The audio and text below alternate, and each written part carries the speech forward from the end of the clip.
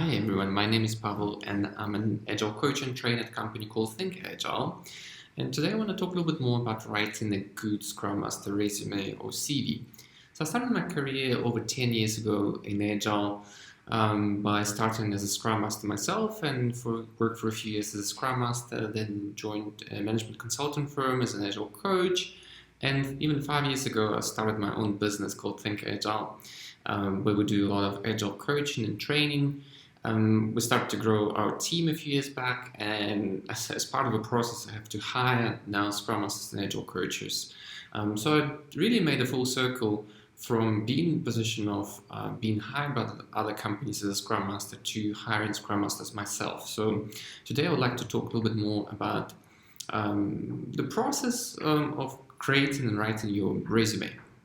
Well, if you think of the resume as a process, you also need to understand who is actually looking at it and what's the purpose of it, right? So if you think of recruitment process from the employer's perspective, from a company's perspective, bigger companies usually have a separate recruitment, HR departments, and the first view, the first glance at your CV is usually done not by the high level, high position executive, but a recruitment professional, right? And they have to go through dozens of them, and they probably only have 30, 60 seconds, maybe just a few minutes to go through each of those. So they glance through them. It's a few seconds for you to impress them, right? So the resume is not there to get you a job, but resume is to get you the first interview. All right, so you have to think of resume as your relevant marketing document, right? It's not the story of your life, right? It's not your autobiography. It's not all the information you can dump on someone, but it's probably the most relevant and necessary information for that company, for that position, for that point in time. So let's talk about using your CV, using your resume as a marketing document, right? And marketing document for Scrum Masters means you have to communicate certain aspects of you, which makes you a good candidate for that particular job. So if you think of traits of a Scrum Master, what the company is usually looking for, which you will eventually have to communicate in your CV, you want to show your practical Agile experience, right? You want to show your technical knowledge of Agile frameworks and methods. So do you know your stuff? Do you know your theory? Level of education and certification, especially it's important, certification is an important part of a Scrum Master CV because we do not have tertiary education for Scrum Masters at this point in time, and so we mostly show our knowledge through professional certification, through certifying bodies like Scrum Alliance or Scrum.org or Skilled Agile Framework or Kanban, Lean Kanban Institute or IC Agile. There's many of those, right? And learning and self-development, so your ability to learn outside of work, your facilitation, communication skills, and coaching skills. So all of those are usually important in terms of the skills or the traits when hiring a Scrum Master. So obviously, if you're good at all six, it makes you a perfect candidate, but to really find a perfect candidate, so we generally look for a good combination of any of six of those. For example, if you don't have that much practical experience, but you show learning and self-development skills, you show high skills and high levels in facilitation, communication, coaching skills, and you also have done your pre-work by acquiring certification and theoretical knowledge, we can still consider you to be a good candidate, right?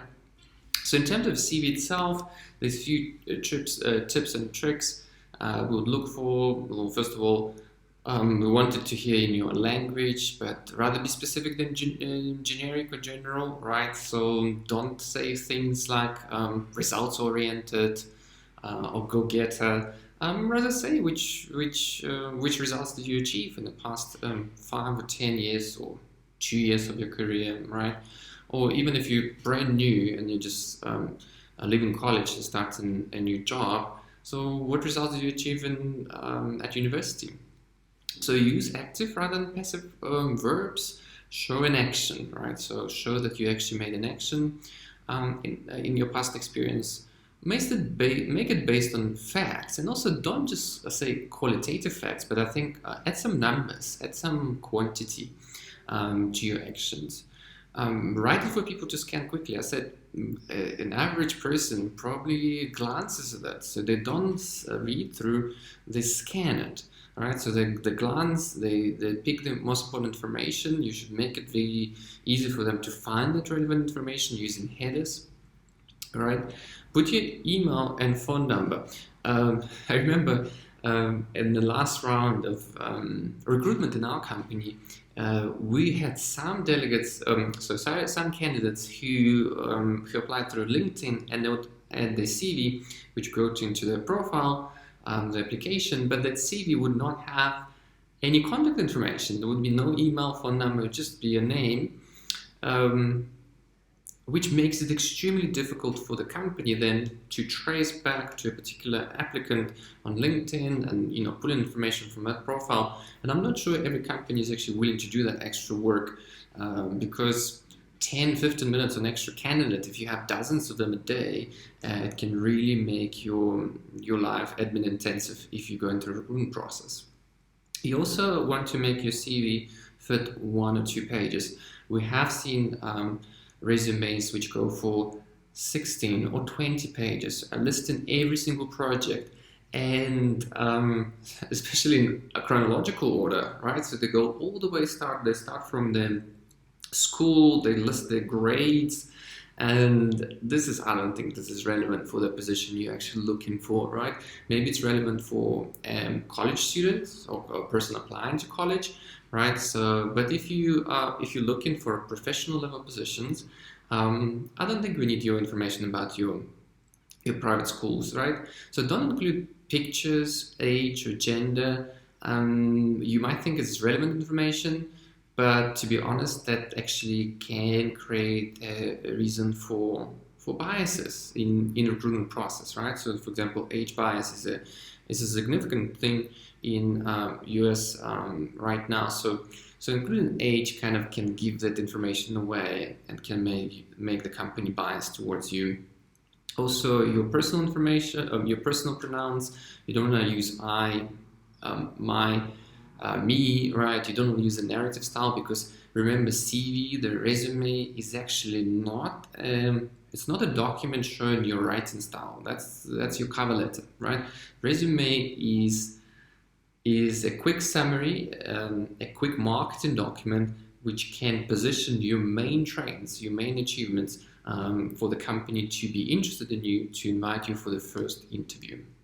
So what to include? You generally look at sections like contact information, summary of qualifications, just giving you a quick summary, a few pages, maybe a paragraph about yourself, education, experience, work experience, your certifications.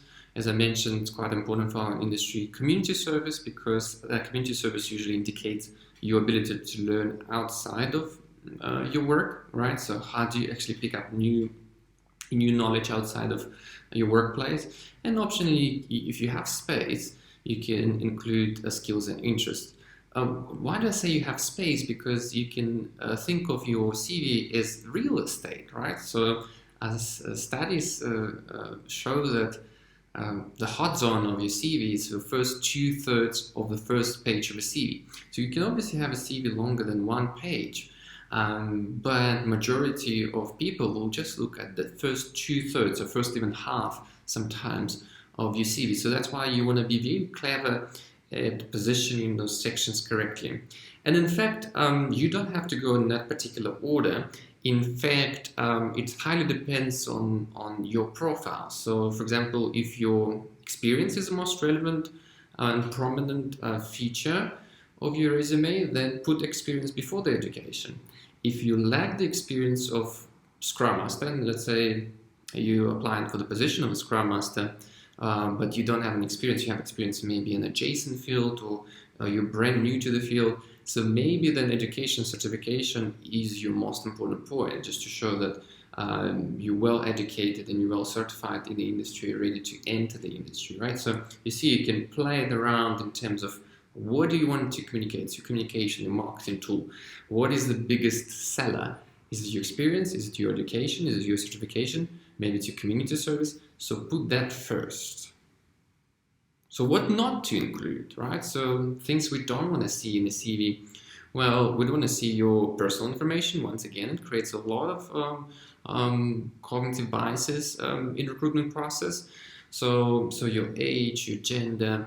I think it's kind of old school as well to include your personal information, ID information, social security information, which can reveal too much about you. And then some additional information is not always good for that first impression you're trying to go to. Don't include pronouns, as we said, I, me, and myself. Don't include abbreviation because when you can't assume if it's a recruiter, right? If it's not the person who works in the industry, in the community, they might not know what it means. So even PMP or CSM, right? They are well known in the industry, but your recruiter might be, they are not from agile industry, they are from HR industry, right? So that might not mean anything for them. All right. Don't include unnecessary headings or sections. So if you put your name there, you don't need to say name Colin, right? Surname Colin, last name, right? So kind of it's obvious, right? If you see email, it's obvious it's email. All right. So treasure your real estate in your CV. Don't include experience over 10 or 15 years because, so first of all, it shows your age, right? And then and might expose you to age discrimination in the workplace. And second of all, it's probably not relevant anymore, right? So those achievements over 15 years ago might not be relevant anymore for your current position. If you feel like it's something which you are very proud of, so maybe include it as part of additional information. Don't put the date there, so but just kind of mention as part of maybe interests and skills. And don't include, as I mentioned earlier, high school information because I don't think it's relevant for a person applying for a professional position. So over the next few slides, I want to show you the sections, right? So here's usually start with your name, your contact information, phone number, definitely email address. You can include additional information like website or LinkedIn, but to be honest, like if they're interested in you, they can find you. They can find on in LinkedIn easily, right? So maybe you have even applied through LinkedIn for that position. Include the summary, just a few pages, some key information, some key achievements. You see, there's no I in here. There's no me. It's just fact-based, short, concise sentences. The same with professional experience goes next. Remember, it reads from left to right, so you start with the position in the company. So I like to include the city, location, right? So, and definitely should be a date, all right? And then usually bullet points or some short sentences in terms of what you achieved. Once again, start with a verb, start with an active verb. Don't say my duties were because it's a passive way of expressing the same information. All right. And also think of situation, think of action, and think of the result you achieved. Right. So it's important to say not just the job you did, but how well did you do the job. Right. So what are the results? It doesn't necessarily have to be the biggest part of your job, but the biggest achievement of that particular job.